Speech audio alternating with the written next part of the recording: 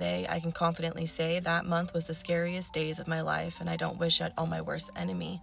I honestly believe I was in contact with a legit demon. A lot more happened, but to keep this as short as possible, that's all that I've put. Joe, thank you so much for sending this in. First and foremost, I would just like to say that I am filming this on a Monday, and it doesn't feel right making normal content. It feels very odd to be doing this when the world is in such a heinous state. I mean, truly.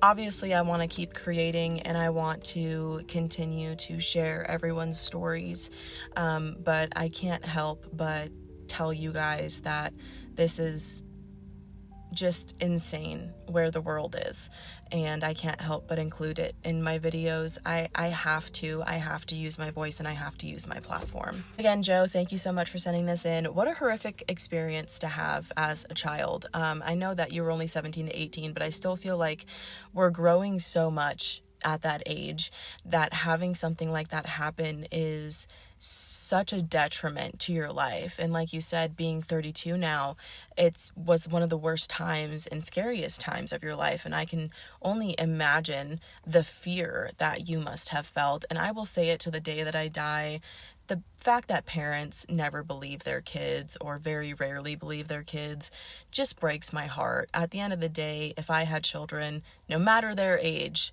2 to 20, I would believe them. I would believe them in what they were telling me. Obviously, there are different factors that can change parents' perspectives as to why they would or would not believe their children. But in this case, I would have believed you. I mean, they brought back some, wooden statue is kind of what it sounds like, and it had something attached to it.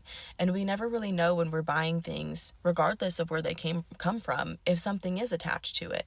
An attachment happens at any point in time. It could have been something that was placed there, it could be something that was casted there, it could be something that just grew an attachment on that product in general. And it doesn't even have to be like a handmade piece or a handmade item. It can be something as simple as like a stuffed teddy bear that you win at the carnival. You know what I mean? So I can truly only imagine your fear. At 17 to 18 years old, I would have been horrified if something like that was happening to me.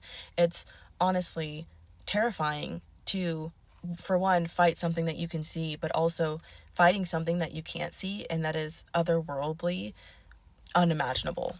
I can't wait to hear your guys' thoughts in the comments on this one.